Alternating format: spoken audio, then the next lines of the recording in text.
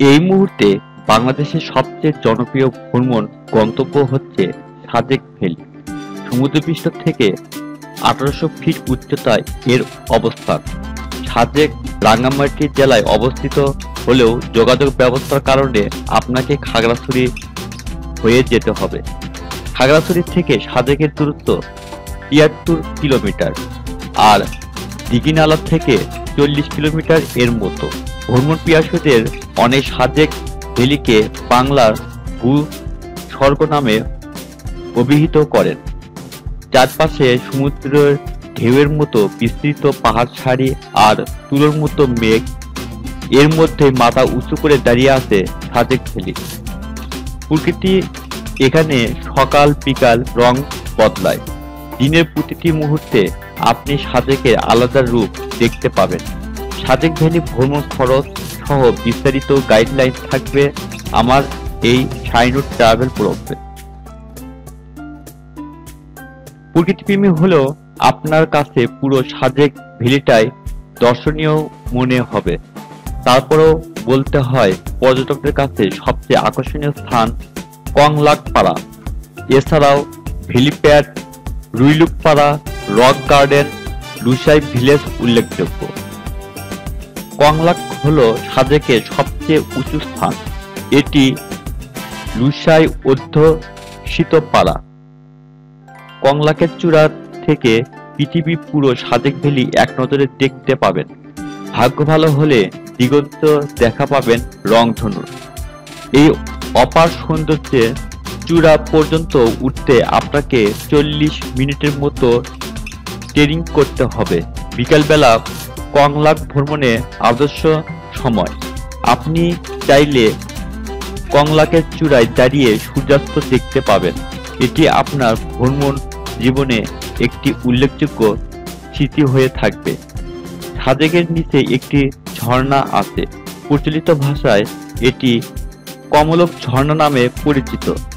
এর মূল নাম পিদাম তৈশা বা শিকাম তৈশা।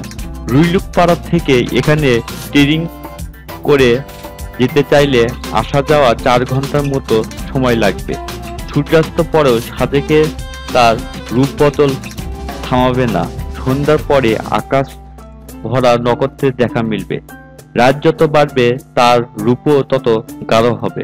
দূষণমুক্ত পরিবেশে ও ভৌগোলিক অবস্থানের কারণে দিয়ে রাতের সারা রাত জেগে থেকে যদি আপনি ভোর মিস করেন তাহলে আপনি অনেক কিছুই মিস করবেন। ভোর 5টা থেকে সকাল 7:30 পর্যন্ত সবচেয়ে ফ্রেশ মেঘ দেখা যায়, যেন হাত বাড়ালেই ছুঁতে পারবেন। মেঘের গায়ে যখন সূর্যের আলো পড়তে শুরু করে তখন এক সৌন্দর্য সৃষ্টি হয়। একসময় প্রতি 10 মিনিট একবার করে প্রকৃতি রং বদলাতে যেতে দেখবেন। তাই খেয়াল রাখবেন সূর্যোদয় দেখা যেন কোনোভাবেই মিস না হয়। শুধু মেঘের গায়ে সূর্যোদয় দেখার জন্য সাজেক ভ্যালি আসা যায়। সাজেক থেকে ফেরার সময় আপনার যাত্রাপথে পড়বে হাজারছড়া ঝর্ণা। সুযোগ থাকলে ঢুঁ মেরে আসতে ভুলবেন না। সত্যি বলতে প্রতিটি মৌসুমে সাজেকে আলাদা আলাদা সৌন্দর্য আপনার চোখে পড়বে। শীতের সাজেক এক এক রকম, বর্ষা সম্পূর্ণ আরেক রকম। তাই ভ্রমণ পিয়াসীরা বছর জুড়ে সাজেকে ছুটে যান। তবে বর্ষার শুরু থেকে শীতের শুরু পর্যন্ত, যেমন মে থেকে নভেম্বর পর্যন্ত প্রকৃতি সবচেয়ে সাজেক থেকে বলে একসময় সাজেক বেশি সুন্দর। তাই সারাদিন মেঘ ভেসে বেড়ায় এখানে সেখানে। মেঘ এসে আপনাকে ঢেকে দিতে পারে যখন তখন। সাজেক ভ্যালি রাঙ্গামাটি জেলায় হলেও খাগড়াছড়ি থেকে যাতায়াত ব্যবস্থা অনেক সহজ। তাই দেশের যে কোনো প্রান্ত থেকে আপনাকে প্রথমে খাগড়াছড়ি আসতে হবে। ঢাকা থেকে খাগড়াছড়ি বাস শ্রান্তি পরিবহন, তাছাড়া সৌদিয়া, শ্যামলী, ইগল, হানিফ, ডলফিন ইত্যাদি পরিবহন বাস আছে। নন এসি বাসে সব পরিবহনের ভাড়া 520 টাকা। এসি বাসের মধ্যে রয়েছে শান্তি, হানিফ, ইগল, সেন্ট মার্টিন পরিবহনে বাস। এসি বাস ভাড়া 950 থেকে 1250 টাকা। ঢাকায় গাবতলী, কলাবাগান, ফকিরাপুর, আরামবাগ থেকে এসব বাস ছাড়ে। লাস্ট বাস রাত 11টার মধ্যে ছেড়ে যায়। সরকারি ছুটির দিন বা বৃহস্পতিবার, শুক্রবার যেতে চাইলে আগে থেকে টিকিট কেটে রাখলে ঝামেলা এড়ানো যায়। সাজেক ভ্যালি ভ্রমণ খরচ বাস থেকে শুরু হয়। খাগড়াছড়ি থেকে সাজেক ভ্যালি যাওয়ার জন্য কোনো লোকাল গাড়ি রিজার্ভ করতে হবে।